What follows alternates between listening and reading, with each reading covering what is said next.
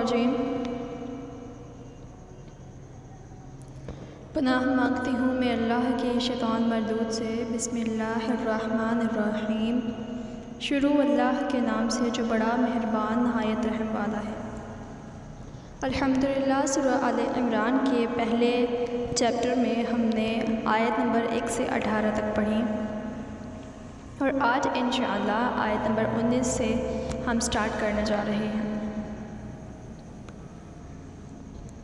اللہ تعالیٰ فرماتے ہیں ان الدین عند اللہ الاسلام وما اختلف الذین اوتوه الکتاب الا من بعد ما جاءهم العلم بغیا بینہم ومن یکفر بآیات اللہ فإن اللہ سریع الحساب۔ فرمایا اللہ کے نزدیک دین صرف اسلام ہے۔ اس دین سے ہٹ کر جو مختلف طریقے ان لوگوں نے اختیار کیے جنہیں کتاب دی گئی تھی، ان کے اس طرز عمل کی کوئی وجہ اس کے سوا نہ تھی کہ انہوں نے علم آ جانے کے بعد آپس میں ایک دوسرے پر زیادتی کرنے کے لیے ایسا کیا۔ اور جو کوئی اللہ کے حکام اور ہدایات کی اطاعت سے انکار کر دے، اللہ کو اس سے حساب لیتے کچھ دیر نہیں لگتی۔ اب اس آیات میں دو باتیں ہیں جو تشریح طلب ہیں۔ ایک تو اللہ کے نزدیک دین صرف اسلام ہے۔ اس کی تشریح میں ہم دیکھتے ہیں کہ یعنی اللہ کے نزدیک انسان کے لیے صرف ایک ہی نظام زندگی اور ایک ہی طریقہ حیات صحیح اور درست ہے، اور وہ یہ ہے کہ انسان اللہ کو اپنا مالک اور معبود تسلیم کرے اور اس کی بندگی اور غلامی میں اپنے آپ کو بالکل سپرد کر دے، اور اس کی بندگی بجا لانے کا طریقہ خود نہ ایجاد کرے، بلکہ اس نے اپنے پیغمبروں کے ذریعہ سے جو ہدایت بھیجی ہے ہر کمی اور بیشی کے بغیر صرف اسی کی پیروی کرے۔ اسی طرز فکر اور عمل کا نام اسلام ہے، اور یہ بات سراسر بجا ہے کہ کائنات کا خالق اور مالک اپنی مخلوق اور رعیت کے لیے اس اسلام کے سوا کسی دوسرے طرز عمل کو جائز تسلیم نہ کرے۔ آدمی اپنی حماقت سے اپنے آپ کو دوہریت سے لے کر شرک اور بت پرستی تک ہر نظریے اور ہر مسلک کی پیروی کا جائز حقدار سمجھ سکتا ہے، مگر فرما روائے کائنات کی نگاہ میں تو یہ نری بغاوت ہے۔ پھر اسی آیت کا دوسرا حصہ جو تشریح طلب ہے وہ ہے کہ اس دین سے ہٹ کر جو مختلف طریقے ان لوگوں نے اختیار کیے جنہیں کتاب دی گئی تھی، ان کے اس طرز عمل کی کوئی وجہ اس کے سوا نہ تھی کہ انہوں نے علم آ جانے کے بعد آپس میں ایک دوسرے پر زیادتی کرنے کے لیے ایسا کیا۔ مطلب یہ ہے کہ اللہ کی طرف سے جو پیغمبر بھی دنیا کے کسی گوشے اور کسی زمانہ میں آیا ہے، اس کا دین اسلام وہی تھا، اور جو کتاب بھی دنیا کی کسی زبان اور کسی بھی قوم میں نازل ہوئی ہے، اس نے اسلام ہی کی تعلیم دی ہے۔ اس اصل دین کو مسخ کر کے اور اس میں کمی بیشی کر کے جو بہت سے مذاہب نوع انسانی میں رائج کیے گئے، ان کی پیدائش کا سبب اس کے سوا کچھ نہ تھا کہ لوگوں نے اپنی جائز حد سے بڑھ کر حقوق، فائدے اور امتیازات حاصل کرنے چاہے اور اپنی خواہشات کے مطابق اصل دین کے عقائد، اصول اور احکام میں رد و بدل کر ڈالا۔ فرمایا فَإِنْ حَاجُّوكَ فَقُلْ أَسْلَمْتُ وَجْهِيَ لِلَّهِ وَمَنِ اتَّبَعَنِ وَقُلْ لِلَّذِينَ أُوتُوا الْكِتَابَ وَالْأُمِّيِّينَ أَأَسْلَمْتُمْ فَإِنْ أَسْلَمُوا فَقَدِ اهْتَدَوْا وَإِنْ تَوَلَّوْا فَإِنَّمَا عَلَيْكَ الْبَلَاغُ وَاللَّهُ بَصِيرٌ بِالْعِبَادِ۔ اب اگر یہ لوگ تم سے جھگڑا کریں تو ان سے کہو، میں نے اور میرے پیرووں نے تو اللہ کے آگے سر تسلیم خم کر دیا ہے۔ پھر اہل کتاب اور غیر اہل کتاب دونوں سے پوچھو، کیا تم نے بھی اس کی اطاعت اور بندگی قبول کی؟ اگر کی تو وہ راہ راست پا گئے، اور اگر اس سے منہ موڑا تو تم پر صرف پیغام پہنچا دینے کی ذمہ داری تھی۔ آگے اللہ خود اپنے بندوں کے معاملات دیکھنے والا ہے۔ دوسرے الفاظ میں اس بات کو یوں سمجھیے کہ میں اور میرے پیرو تو اس ٹھیٹھ اسلام کے قائل ہو چکے ہیں جو خدا کا اصل دین ہے۔ اب تم بتاؤ کہ کیا تم اپنے اور اپنی اسلاف کے بڑھائے ہوئے حاشیوں کو چھوڑ کر اس اصل اور حقیقی دین کی طرف آتے ہو؟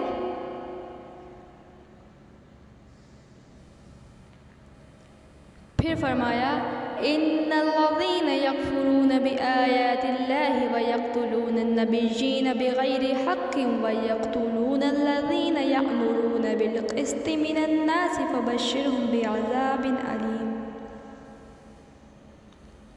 جو لوگ اللہ کے احکام اور ہدایات کو ماننے سے انکار کرتے ہیں اور اس کے پیغمبروں کو ناحق قتل کرتے ہیں اور ایسے لوگوں کی جان کے درپے ہو جاتے ہیں جو خلق خدا میں سے عدل و راستی کا حکم دینے کے لیے اٹھیں، ان کو دردناک سزا کی خوشخبری سنا دو۔ یہ تنزیہ انداز بیان ہے، مطلب یہ ہے کہ اپنے جن کرتوتوں پر وہ آج بہت خوش ہیں اور سمجھ رہے ہیں کہ ہم بہت خوب کام کر رہے ہیں، انہیں بتا دو کہ تمہارے ان اعمال کا نتیجہ یہ ہے، یعنی دردناک سزا۔ آگے فرمایا اولئک الذین حبطت اعمالهم فی الدنیا والآخرۃ وما لهم من ناصرین۔ یہ وہ لوگ ہیں جن کے اعمال دنیا اور آخرت دونوں میں ضائع ہو گئے اور ان کا مددگار کوئی نہیں، یعنی انہوں نے اپنی قوتیں اور کوششیں ایسی راہ میں صرف کی ہیں جس کا نتیجہ دنیا میں بھی خراب ہے اور آخرت میں بھی خراب ہے۔ پھر آگے فرمایا گیا ان کا مددگار کوئی نہیں ہے، یعنی کوئی طاقت ایسی نہیں ہے جو ان کی اس غلط سعی اور عمل کو سفل بنا سکے یا کم از کم بد انجامی ہی سے بچا سکے۔ جن جن قوتوں پر وہ بھروسہ رکھتے ہیں کہ وہ دنیا میں یا آخرت میں یا دونوں جگہ ان کے کام آئیں گی، ان میں سے فی الواقع کوئی بھی ان کی مددگار ثابت نہ ہوگی۔ فرمایا الم تر الی الذین اوتوا نصیبا من الکتاب یدعون الی کتاب اللہ لیحکم بینہم ثم یتولی فریق منہم وہم معرضون۔ تم نے دیکھا نہیں کہ جن لوگوں کو کتاب کے علم میں سے کچھ حصہ ملا ہے ان کا حال کیا ہے؟ انہیں جب کتاب الہی کی طرف بلایا جاتا ہے تاکہ وہ ان کے درمیان فیصلہ کرے تو ان میں سے ایک فریق اس سے پہلو تہی کرتا ہے اور اس فیصلے کی طرف آنے سے منہ پھیر جاتا ہے، یعنی ان سے کہا جاتا ہے کہ خدائی کتاب کو آخری سند مان لو، اس کے فیصلے کے آگے سر جھکا دو اور جو کچھ اس کی روح سے حق ثابت ہو اسے حق اور جو اس کی روح سے باطل ثابت ہو اسے باطل تسلیم کر لو۔ واضح رہے کہ اس مقام پر خدا کی کتاب سے مراد تورات اور انجیل ہیں اور کتاب کے علم میں سے کچھ حصہ پانے والوں سے مراد یہود اور نصارہ کے علماء ہیں۔ آگے فرمایا ذَلِكَ بِأَنَّهُمْ قَالُوا لَن تَمَسَّنَا النَّارُ إِلَّا أَيَّامًا مَّعْدُودَاتٍ وَغَرَّهُمْ فِي دِينِهِمْ مَا كَانُوا يَفْتَرُونَ۔ ان کا یہ طرز عمل اس وجہ سے ہے کہ وہ کہتے ہیں آتش دوزخ تو ہمیں مس تک نہ کرے گی اور اگر دوزخ کی سزا ہم کو ملے گی بھی تو بس چند روز۔ ان کے خود ساختہ عقیدوں نے ان کو اپنے دین کے معاملے میں بڑی غلط فہمیوں میں ڈال رکھا ہے، یعنی یہ لوگ اپنے آپ کو خدا کا چہیتا سمجھ بیٹھے ہیں، یہ اس خیال خام میں مبتلا ہیں کہ ہم خواہ کچھ کریں بہرحال جنت ہماری ہے، ہم اہل ایمان ہیں، ہم فلاں کی اولاد اور فلاں کی امت اور فلاں کے مرید اور فلاں کے دامن گرفتہ ہیں، بھلا دوزخ کی کیا مجال کہ ہمیں چھو جائے، اور بالفرض اگر ہم دوزخ میں ڈالے بھی گئے تو بس چند روز وہاں رکھے جائیں گے تاکہ گناہوں کی جو آلائش لگ گئی ہے وہ صاف ہو جائے، پھر سیدھے جنت میں پہنچا دیے جائیں گے۔ اسی قسم کے خیالات نے ان کو اتنا جری اور بے باک بنا دیا ہے کہ وہ سخت سے سخت جرائم کا ارتکاب کر جاتے ہیں اور بدترین گناہوں کے مرتکب ہو جاتے ہیں، کھلم کھلا حق سے انحراف کرتے ہیں اور ذرا خدا کا خوف ان کے دل میں نہیں آتا۔ پھر فرمایا فَكَيْفَ إِذَا جَمَعْنَاهُمْ لِيَوْمٍ لَا رَيْبَ فِيهِ وَوُفِّيَتْ كُلُّ نَفْسٍ مَا كَسَبَتْ وَهُمْ لَا يُظْلَمُونَ۔ مگر کیا بنے گی ان پر جب ہم انہیں اس روز جمع کریں گے جس کا آنا یقینی ہے۔ اس روز ہر شخص کو اس کی کمائی کا بدلہ پورا پورا دے دیا جائے گا اور کسی پر ظلم نہ ہوگا۔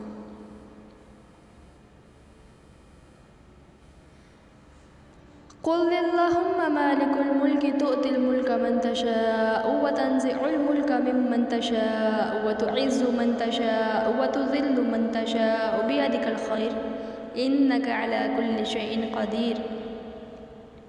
کہو خدایا ملک کے مالک، تو جسے چاہے حکومت دے اور جسے چاہے چھین لے، جسے چاہے عزت بخشے اور جس کو چاہے ذلیل کر دے، بھلائی تیرے اختیار میں ہے، بے شک تو ہر چیز پر قادر ہے۔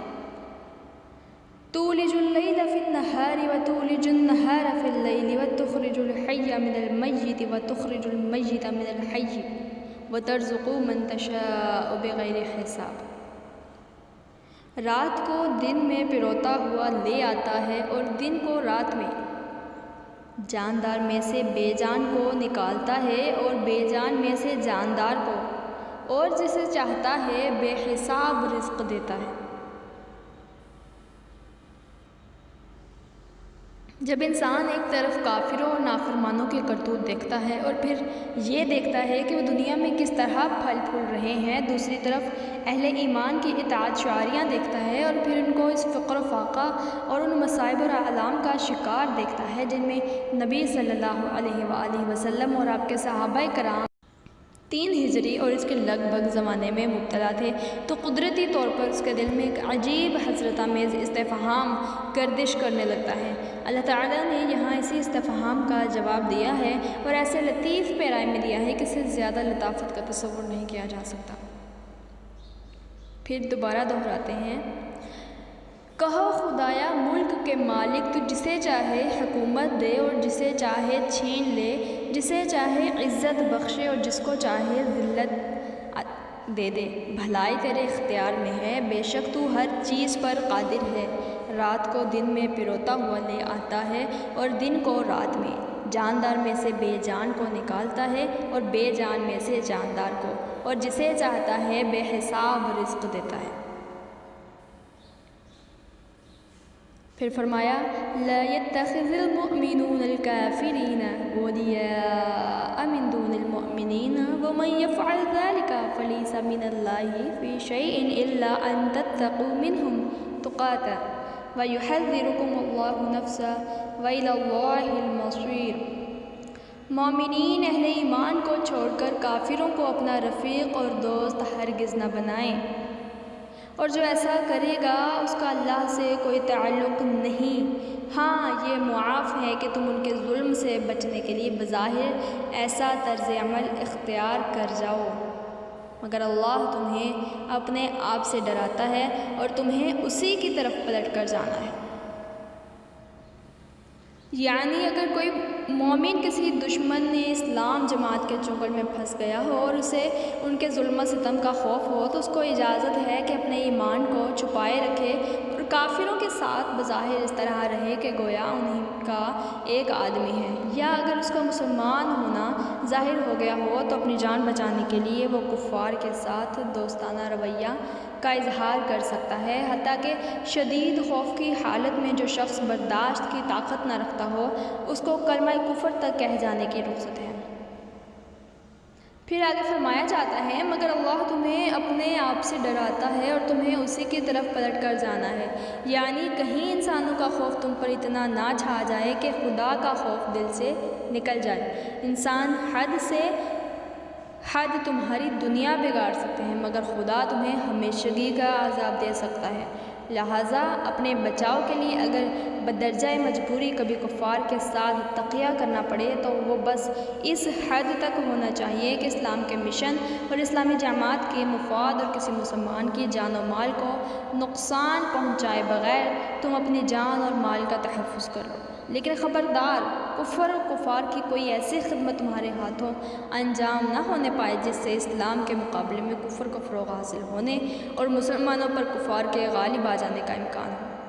خوب سمجھ لو کہ اگر اپنے آپ کو بچانے کے لیے تم نے اللہ کے دین کو یا اہل ایمان کی جماعت کو یا کسی ایک فرد مومن کو بھی نقصان پہنچایا یا خدا کے باغیوں کی کوئی حقیقی خدمت انجام دی تو اللہ کے محاسبے سے ہرگز نہ بچ سکو گے، جانا تم کو بہرحال اسی کے پاس ہے۔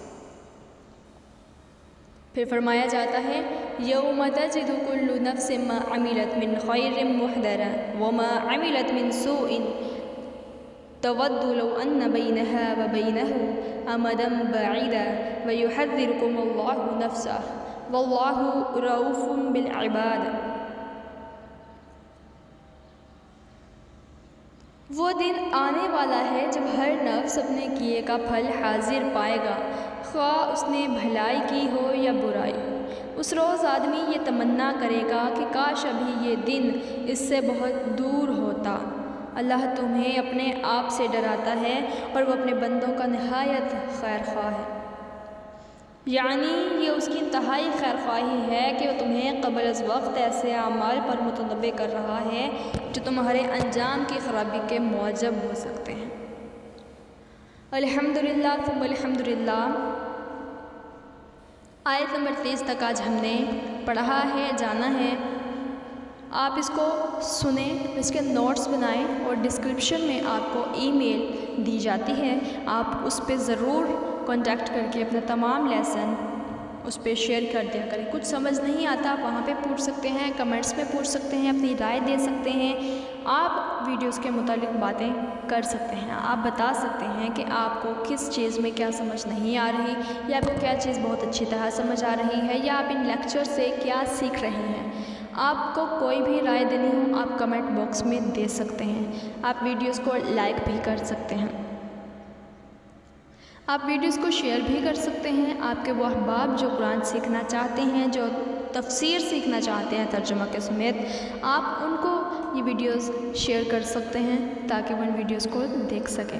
اور اگر آپ ہر ویڈیو کو حاصل کرنا چاہتے ہیں تو چینل کو سبسکرائب کرنا مت بھولیے گا اور سبسکرائب کرنے کے بعد بیل نوٹیفیکیشن کو ضرور دبائے گا۔ تو آئیے اللہ تبارک و تعالیٰ سے دعا فرماتے ہیں کہ یا اللہ پاک، آج کے لیسن میں ہم نے جو بھی سنا ہے یا اللہ پاک اس میں جیسے بھی لوگوں کے متعلق، کفار کے متعلق ایمان والوں کو ہدایات دی گئی ہیں، یا اللہ پاک ایمان والوں کے ایمان کے لیے آپ نے جو ہدایت عطا فرمائی ہیں، یا اللہ پاک ہمیں ان پر پورا اترنے کی توفیق عطا فرمانا۔ یا اللہ پاک ہمیں اتنا بوجھ نہ دینا جتنا برداشت کرنے کی ہم میں طاقت نہیں ہے۔ یا اللہ پاک آپ عزت دینے والے ہیں، آپ ذلت دینے والے ہیں۔ یا اللہ پاک ہمیں اپنی پناہوں میں رکھیے گا، یا اللہ ہمیں اپنی عزتوں میں رکھیے گا، یا اللہ پاک ہمیں اپنی برکتوں کے سائے میں رکھیے گا، اپنی رحمتوں کے سائے میں رکھیے گا۔ یا اللہ پاک قرآن پاک کو ہم پڑھتے ہیں، یا اللہ پاک ہم پہ برکتوں کا نزول فرما دے۔ یا اللہ پاک ہم قرآن پاک کو سیکھتے ہیں، سکھاتے ہیں، یا اللہ پاک نبی پاک صلی اللہ علیہ وآلہ وسلم کا فرمان ہے کہ تم میں سے بہتر وہ ہے جو قرآن سیکھے اور سکھائے۔ یا اللہ پاک ہمیں بہتر بنا دے، یا اللہ پاک ہمیں بہتر بنا دے، یا اللہ پاک ہمیں بہتر بنا دے۔ یا اللہ پاک ہمیں اپنے نیک بندوں میں سے ایک بندہ اور بندی بنا دے۔ یا اللہ پاک ہمیں اپنے نیک بندوں میں شامل فرما لیں، یا اللہ پاک ہمیں اپنے مقبول بندوں میں شامل فرما لیں۔ یا اللہ پاک ہمیں ایسے بندوں میں شامل فرما لیں جو گناہ کرتے ہوئے آپ سے ڈرتے ہیں، یا اللہ جو آپ کے خوف سے گناہ کرنے سے بچ جاتے ہیں، یا اللہ جو آپ کے خوف سے گناہ کے وقت ان کی آنکھوں سے آنسو روا ہو جاتے ہیں، یا اللہ ان کے آنسو انہیں گناہ نہیں کرنے دیتے۔ یا اللہ پاک آپ کی محبت انہیں گناہ نہیں کرنے دیتی۔ یا اللہ پاک ہمیں اس دنیا میں متقی بنا دے، یا اللہ پاک ہمیں اس دنیا میں متقی بنا دے۔ یا اللہ پاک ہمیں دنیا اور آخرت کے امتحانوں میں کامیاب فرمانا۔ یا اللہ پاک ہمیں کامیابیوں سے نوازنا۔ یا اللہ پاک ہمیں ناکامیوں کو نہ دیکھنا پڑے۔ یا اللہ پاک ہمیں دنیا اور آخرت کی ناکامیوں سے بچانا۔ یا اللہ پاک ہمیں اپنے نیک پرہیزگار متقی بندوں میں شامل فرما لیں۔ یا اللہ پاک ہمیں ان مومنین میں شامل فرما لیں، یا اللہ پاک جن کا ذکر جن کے سامنے آپ کا ذکر ہوتا ہے یا اللہ پاک ان کے دل ڈر جاتے ہیں اور ان کا ایمان بڑھ جاتا ہے۔ یا اللہ پاک ہمیں ان مومنین میں سے فرما دے، یا اللہ پاک ہمیں ان مومنین کا حصہ بنا دے، ان مومنین کے جماعت کا حصہ بنا دے یا اللہ پاک جن کے دل آپ کے ذکر سے ڈر جاتے ہیں۔